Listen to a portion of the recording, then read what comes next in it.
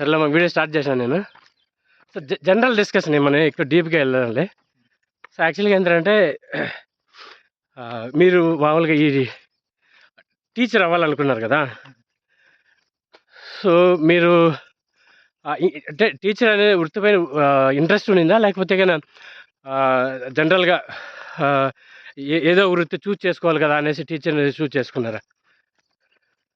Interest ఉండింది, కాకపోతే అప్పుడు ఎక్కువ డిఎస్సి ఉద్యోగ అవకాశాలు ఎక్కువగా ఉన్నాయి. ఓకే, జాబ్ ఆపర్చునిటీస్ టీచర్ పోస్టులు ఎక్కువ ఉన్నాయి అప్పుడు మీ ఓకే 96 చంద్రబాబు వచ్చిన తర్వాత అవి ఎక్కువ పోస్టులు ఫిలప్ చేయడం 96, 98. యాక్చువల్గా ఏంటంటే ఆ రోజుల్లో ఇప్పుడు 7th నుంచి ఎగ్జామ్స్ ఉన్నాయి. 7th, 10th క్లియర్ చేసి రావడం అనేది పెద్ద అయ్యేది. అది బ్రహ్మ విద్య లాగానే ఉండొచ్చు యాక్చువల్గా అది. చాలామంది అంటే మన నడుంపుల్లో కానీ మా స్కూల్లో అన్నీ చూసాను. 10th క్లాస్లో చాలామంది కుప్పలు రాలిపోయిన వాళ్ళు ఉన్నారనమాట.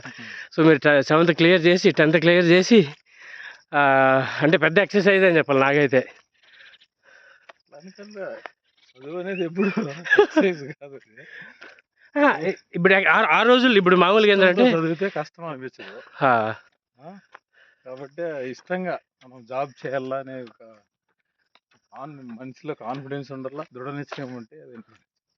ఇప్పుడు ఏంటంటే ఈ రోజుల్లో మేము బీటెక్లు చేసినాము, ఎంబీబీఎస్లు చేసినాము, లేకపోతే ఇక్కడ ఎంబీఏ చేసినాం గొప్పగా చెప్పుకుంటారు. ఇప్పుడు ఏంటంటే అంత చదివినా కానీ అంత వెయిటేజ్ లేదు. ఆ రోజులు ఏంది, ఇప్పుడు చాలామంది పెద్దవాళ్ళు 6 చదివితే చాలా బాగా ఆయనకి చాలా నాలెడ్జ్ ఉంది అంటున్నారు కదా.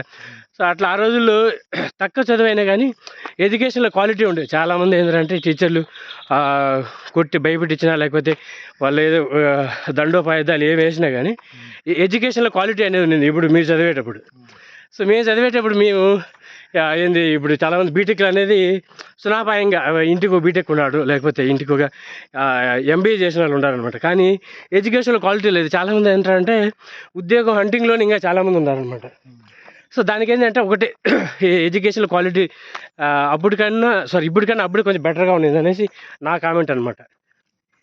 అంటే క్వాలిటీ అంటే ఇప్పుడు ఉంది, అప్పుడు ఉంది, కాకపోతే సిలబస్ అనేది అప్పుడు చాలా తక్కువగా ఉంటుంది. ఓకే, ఇప్పుడు సిలబస్తో పోల్చుకుంటే అప్పుడు సిలబస్తో పోల్చుకుంటే ఇప్పుడు కంపేర్ చేసుకుంటే ఎక్కువ ఉండాలి. ఓకే, సిలబస్ కాకపోతే అప్డేట్ అవుతూ ఉంటుంది సబ్జెక్ట్ ఇప్పుడు. అవునులే, కాబట్టి అప్డేట్తో వస్తుంది. కాబట్టి ఇప్పుడుకుండే పరిస్థితులకి ఇదే బెటర్. ఇప్పటికి ఆ పరిస్థితులకి అది బెటర్. ఓకే, ఇప్పుడుకుండేదానికి ఇదే బెటర్. ఓకే, ఇప్పుడు మీరు యాక్చువల్గా మీ సౌకర్యాల గురించి కొద్దిగా డిస్కస్ చేద్దాం. ఏంటంటే ఇప్పుడు ఈ రోజుల్లో చాలామంది ఏంటంటే ఇప్పుడు భవిష్యత్ అనేది ఎగ్జాంపుల్ నేను చెప్తే షూ లేదే లేకపోతే నేను స్కూల్కి వెళ్ళను ఉంటుంది, లేకపోతే నాకు ఆ బొమ్మలు తీసేస్తేనే నేను స్కూల్కి వెళ్ళను ఉంటుంది. అవి ఖచ్చితంగా కావాలనేసి ఇంత ఫుల్ మారాన్ చేస్తూ ఉంటారు అనమాట. సో మీకు ఆ రోజుల్లో నాకు తెలిసి మీకు సైకిల్ కొనిచ్చేది బ్రహ్మవిద్య కాదు, కానీ ఏదో పెద్ద గిఫ్ట్ ఇచ్చినట్టుగా ఫీల్ అయిపోయింటారు ఒకవేళ సైకిల్ కొనిచ్చింటే. సో మీకు అలాంటి సౌకర్యాలు ఏమైనా ఉన్నాయి ఆ రోజుల్లో? ఆ రోజుల్లో సౌకర్యాలు ఆ రోజుల్లో ఉన్నాయి. ఇప్పుడు అంతకుముందు స్కూల్లో కానీ బుక్స్ కూడా కొనుక్కునే పరిస్థితులు లేకుండా ఉన్నాయి. అవును, బట్టలు కానీ ఇట్లాంటివి ఇప్పుడంతా గవర్నమెంట్ ప్రొవైడ్ చేస్తూ ఉంది. అదిగాక ఈ టెక్నాలజీ అప్పుడు లేదు కదా. అవునులే, ఇప్పుడు ఉండే సౌకర్యాలు అప్పుడు లేవు. ఇప్పుడు ఆ సౌకర్యాలు కొంతమంది అలవాటు. మీరు ఎప్పుడు కానీ సపోజ్ మీ 7th పాస్ అయినప్పుడు కానీ 10th పాస్ అయినప్పుడు కానీ ఎప్పుడు కూడా మీ తల్లిదండ్రులని మీరు అడగలేదు పెద్దవాళ్ళని, నాకు అది కొనియండి, ఇది కొనియండి, లేకపోతే నాకు చాలా బట్టలు కొనియండి, ఎప్పుడైనా మీరు సైకిల్ చేసినారా? ఏం లేదు, యూనిఫార్మ్ 2 కొనిస్తున్నారు, దాన్ని బట్టి నడుచుకొని పోవటం. అంటే అప్పుడు అంత ఫెసిలిటీస్ లేవు స్కూల్లో. మీరు చెప్పినాడు మీకు దారి లేదని చెప్పారు అన్నమాట, చిన్న గరిపల్లి దారి లేదన్నారు. సో మీరు డిగ్రీ చదివింది ఎంత, ఎక్కడ డిగ్రీ కానీ ఇంటర్మీడియట్ అంతా పిల్లారేనా? ఓకే, మీకు మామూలుగా అంటే మార్నింగ్ ఈవినింగ్ బస్సు వస్తానేదా? సాయంత్రం అదే కొన్ని సర్వీసులు ఉన్నాయి, బసన్నగారపల్లి. మీకు ఎప్పుడైనా ఓకే, ఎప్పుడైనా పిల్లల నుంచి నడుచుకునే సందర్భాలు ఏమైనా ఉన్నాయా? చాలా తక్కువ. మాకు తెలిసి కూడా ఒకసారి ఏమంటారంటే ఏదో స్ట్రైక్ ఏదో జరుగుతుంది, మీ క్రాస్ నుంచి నడుచుకొని పోతుంది, మళ్ళీ ఇంకోసారి పిల్లల నుంచి స్ట్రైక్లు ఉన్నప్పుడు మేము కూడా ఇంటర్మీడియట్ సుండిపల్లిలో జరిగినప్పుడు ఇందిరాగాంధీ చనిపోయింది. కాల్చినారు.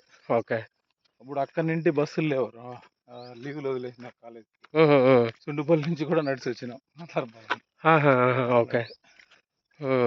ఇప్పుడు ఈ రోజుల్లో ఏందంటే ప్రతి ఒక్క స్టూడెంట్‌కి ఇప్పుడేంది బుక్స్ ఇస్తున్నారు, యూనిఫార్మ్స్ ఇస్తున్నారు, షూలు ఇస్తున్నారు, భోజనాలు పెడుతున్నారు. యాక్చువల్‌గా ఆ రోజుల్లో బట్టలు లేవు. చినిగిపోయిన బట్టలేసుకొని వెళ్ళిన సందర్భాలు చాలా రోజులున్నాయి.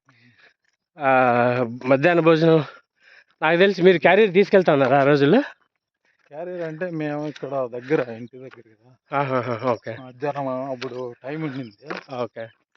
1½ అవరో ఏదో ఉండింది మధ్యాహ్నం. ఆహా! అప్పుడు ఇంటికి వచ్చి తినేసి వెళ్ళిపోయారు. హుహుహు. ఈ రోజుల్లో ఎన్ని ఫెసిలిటీస్ నిజంగా నాకైతే పర్సనల్‌గా జలస్ ఏస్తుందనమాట. గవర్నమెంట్ అప్పుడైతే సైకిల్ కూడా ఇస్తా ఉన్నింది. 3 కిలోమీటర్లు, 4 కిలోమీటర్లు సైకిల్ ఇస్తా ఉన్నింది. ఇప్పుడు ఫుల్ అడ్వాంటేజ్. ఇంకా డెస్కులు పిల్లలకి డెస్కులు కూడా వేసి పెట్టినారు. డెస్క్‌లు లేవు. డెస్కులు కింద ఇంకా కూర్చొని ఇప్పుడు మేము చదివేటప్పుడు రూమ్స్ లేవు అసలు. దీని పేడతో అలికి శనివారం వస్తే అప్పునే. లేకపోతే కొన్ని తరగతి గదులు ఇసుక కూడా వేసి పెట్టిండ్రు. ఈ రోజులు ఎన్ని అడ్వాంటేజ్ అంటే అన్ని అడ్వాంటేజెస్ ఉన్నాయి.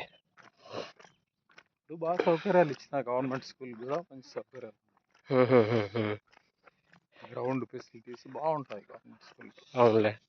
అదే ప్రైవేట్ స్కూల్లో నీకు ఆ ఫెసిలిటీస్ ఉండవు. బట్టి మెథడ్ ఉంటుంది. ఈ స్కూల్లో గవర్నమెంట్ స్కూల్లో కొంచెం కంటెంట్ మాత్రం బాగా పంపిస్తాను. నేను ఇంకొకటి ఏంటంటే ఇంకొక క్వశ్చన్ ఏంటంటే చాలామంది పిల్లలు ఏంటంటే టీచర్ల పిల్లలు ఎక్కువ అంటే 50 వైసీ వర్సాలు అంటే అంతమంది అని కామెంట్ కాదు కానీ వైసీ వర్స ఉన్నారనమాట. చాలామంది టీచర్ పిల్లలు ఏంటంటే చదివిన వాళ్ళు చాలామంది ఉన్నారు. అంటే వెల్ సెటిల్డ్ అయ్యి బాగా డాక్టర్లు అయిన వాళ్ళు ఉన్నారు, లేకపోతే అబ్రాడ్లో సెటిల్ అయిన వాళ్ళు ఉన్నారనమాట. సో ఇప్పుడు మీకు 2 పిల్లలు కదా, సో మీరు ఎప్పుడైనా వాళ్ళు ప్రెజర్ చేశారా? లేకపోతే ఇట్లా చదవండి ఇలా ఉండాలని ప్రెజర్ చేశారా? లేకపోతే వాళ్ళు జనరల్గా లేదు డాడీ మేమే చదువుకుంటాము, మాకు ఎలాంటి అంటే మీరు ప్రెజర్ పెట్టాల్సిన అవసరం లేదు, ఇలాంటి డిస్కషన్స్ ఎప్పుడైనా చేశారా మీరు? నేను ఎప్పుడు ప్రెజర్ పెట్టలేదు వాళ్ళకి. ఇష్టమైందే మనం చదివిస్తాం అంతే కానీ మనం ప్రెజర్ ఏం పెట్టలేదు చదవాలంటే. ఓకే. కాకపోతే మనం కొంచెం అడ్వైజ్ ఇవ్వాల. ఓకే, ఇదైతే ఈ ఆపర్చునిటీస్ ఉంటాయి. ఇప్పుడు చాలామంది ఏంటంటే స్కూల్ డేస్లో ఉన్నప్పుడే నేను కూడా అంతే ఏంటంటే మహాసముద్రంలో ఒక చిన్న నావ లెక్కన అనమాట. మాకు ఇప్పుడు చాలామంది మా ఫ్రెండ్స్ అప్పుడే సీఏ చేసి లైక్ సీఏ చూస్ చేసుకునేసి వాళ్ళు కంప్లీట్ చేసిన వాళ్ళు. మనం ఏమనుకుంటాము, నేనైతే అంటే ఫుల్ బర్డెన్ లాగా ఫీల్ అయ్యింది. అంటే ఎవరైనా మనకు బ్యాకప్ ఉండి చదివించే వాళ్ళు ఉంటే చదివి ఇంట్రెస్ట్ అయితే ఉండింది నాకైతే. అదేంటంటే ఇప్పుడు suppose 5 years 6 years hard work చేసి కంప్లీట్ చేసి ఉండాల్సిందే. బట్ ఎందుకో నాకు లైక్ ఆ ఫీల్డ్కి వెళ్ళాలని ఉండింది కానీ నాకు బ్యాకప్ లేదనమాట. ఇప్పుడు సపోజ్ పూట గడవని పరిస్థితి లాగా ఉండింది. సో అందువల్ల నేను సీఏ వైపు వెళ్ళలేకపోయినా ఆ రోజుల్లో. అప్పుడు కొంతమంది వెళ్ళిన వాళ్ళు చాలామంది ఏంటి నాన్ సీఏలు లైక్ నాన్ బీకామ్ స్టూడెంట్స్ కూడా సీఏ క్లియర్ చేసిన వాళ్ళు చాలామంది ఉన్నారు మా బ్యాచ్లో. అంటే ఖచ్చితంగా సజెషన్స్ అయితే ఇస్తే బాగుంటుంది అనేసి కదా. తల్లిదండ్రులు సజెషన్స్ ఉండాలి. వాళ్ళకు ఏది చూస్ చేసుకునేది కొంచెం నాలెడ్జ్ ఉండదు కాబట్టి వాళ్ళ కేస్ స్టడీ చేసి పిల్లలు కేస్ స్టడీ ఎంత ఏ సబ్జెక్ట్ పెట్టుకున్నాడని సో వాళ్ళకు గైడెన్స్ ఇస్తే బెటర్. నేను ఇంకోటి గమనించింది ఏంటంటే ప్రెజర్ చేసి ప్రెజర్ చేసి చదివించిన వాళ్ళు ఎవరైనా ఉంటారో మేబీ వాళ్ళకి ఇంట్రెస్ట్ లేకపోయినా కానీ చాలామంది ఏంటంటే ప్రెజర్ పెట్టి చేసిన వాళ్ళు అంటే సక్సెస్ కాలేకపోయినారు చాలా చోట్ల.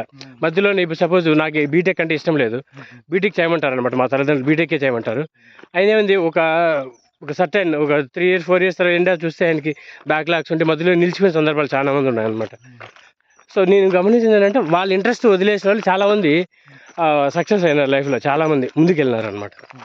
సో ప్రెజరైజ్ చేయడానికి కంటే ఫ్రీడమ్ ఇస్తే పిల్లలకి చాలామంది ఎవరైతే వదిలేసి ఫ్రీ బర్డ్స్ ఉంటారో వాళ్ళు చాలామంది, నాకు తెలిసి ఒక టీచరు వాళ్ళ కొడుకు అయితే పల్లంనేరులో ఆయన చాలా ఫ్రీ బర్డ్ అనమాట. మనోడు ఏం చేసినా అడిగినలా కానీ ఫైనల్ గవర్నమెంట్ జాబ్ కొట్టాడు మనోడు. అట్లా చాలామంది ఉన్నారు అనమాట. కొంతమంది ప్రెజరైజ్ చేసిన వాళ్ళంతా సక్సెస్ అయితే అవ్వలేదు. బట్ ఏంటంటే వాళ్ళ పేరెంట్స్ మళ్ళీ ఇన్వెస్ట్ చేసి బాగా బిజినెస్ పరంగా కానీ అట్లా లైఫ్ని సెటిల్ చేయగలిగినారు అనమాట. ఇంట్రెస్ట్ని బట్టే మనం డెసిషన్ తీసుకుంటా ఉండాలి.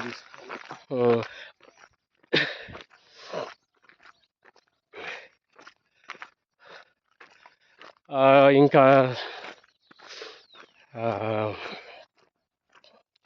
మీరు యాక్చువల్గా ఏంటంటే టీచర్గా ఇన్ని రోజులు కొనసాగుతున్నారు కదా, మీరు యాక్చువల్గా ఈ టీచర్ జాబ్ అనేది ఎలా ఉంటుంది మీకు? ఎప్పుడైనా ఈ వృత్తిలోకి వచ్చి నేను తప్పు చేశాను, లేకపోతే నేను వేరే వృత్తి తీసుకుంటే బాగుండేది, అలాంటి ఎప్పుడైనా థాట్స్ వచ్చినాయా మీకు ఎప్పుడైనా? తప్పు చేసాను ఏం లేదు. యాక్చువల్గా అంటే ఇప్పుడు ఇంకా దీనికన్నా బెటర్ పొజిషన్లో ఉండాలని నేను గ్రూప్స్ కూడా ప్రిపేర్ అయినాం బాగా. ఓకే. లేదు ఇప్పుడు యాక్చువల్గా మనము టీచర్ అనుకోండి, చాలామంది వాళ్ళకేం ఇలా కూర్చునేసి శాలరీలు వచ్చేస్తాయి అనుకుంటారు, కానీ ఒక ఏంటది దాన్ని ప్రిపేర్ అయ్యి మళ్ళీ చెప్పి గుర్తుపెట్టుకొని ఒక రోజులోనే 4-5 క్లాసులు చెప్పడం అనేది చాలా ఆషామాషి విషయం అయితే కాదు. కొంతమంది అనుకుంటారు, ఇప్పుడు చాలామంది ఇప్పుడు జనరల్ కామెంట్ చేసే వాళ్ళు టీచర్లకి ఏం బాగా నెల అయిపోయేందుకు శాలరీలు వచ్చేస్తాయి, లేకపోతే కూర్చోంటే శాలరీలు వచ్చేస్తాయి అంటారు. అది ఎవరు తన వృత్తికి న్యాయం చేయడంలో మేబీ ఉండొచ్చేమో, అంటే అన్ని చోట్ల కరెక్ట్గా మనం చెప్పకపోయినా కానీ వృత్తికి న్యాయం చేసే టీచర్ ఎక్కడైనా కానీ 6 పాఠాలు 7 పాఠాలు చెప్పి దానిపైన కంట్రోల్ తెచ్చుకొనేసి, లేకపోతే కంటిన్యూస్గా చెప్పడం అనేది అదే 8 గంటలు 6 గంటలు కంటిన్యూ చెప్పినా కానీ నాకు తెలిసి ఈ వోకల్స్ ఏదో కొద్దిగా ఇబ్బంది పడతాయి అనేసి చెప్పినారు అనమాట.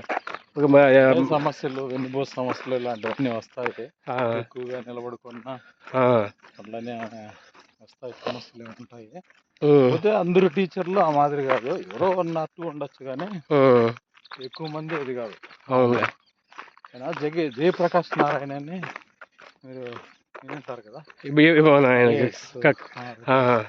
కలెక్టర్గా ఉండి రామారావు కూడా ఆయన ఇదిగా పనిచేసినాడు, అట్లా చీఫ్ సెక్రటరీగా. ఓకే. సో ఆయన స్పీచ్ ఒకసారి నేను ఆయన ఏం చెప్తాడంటే, మా టీచర్లు ఎవరైతే ఉండాలో వాళ్ళు అవినీతి పరులు కాదు అని. టీచర్ ఆడ అవినీతి పరుడు చేస్తారో అని మీరు మళ్ళీ డౌట్ అడగచ్చు.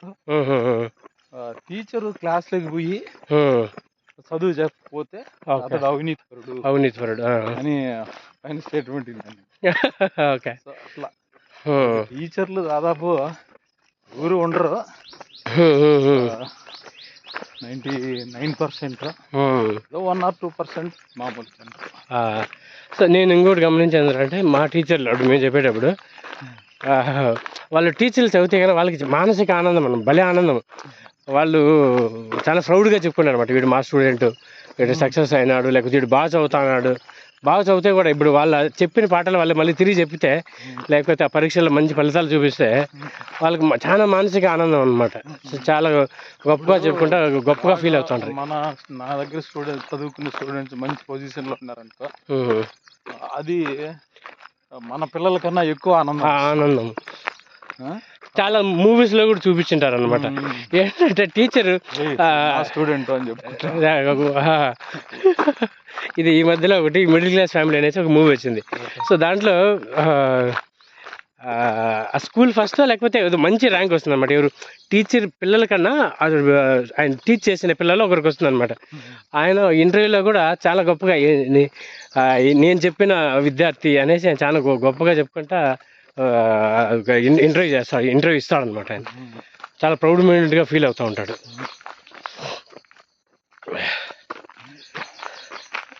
సో 14 minutes వచ్చింది మామ. సో మీ సజెషన్స్ ఇచ్చినందుకు, లేకపోతే మన ఇంటరాక్ట్ చేసినందుకు thank you so much. See you next video.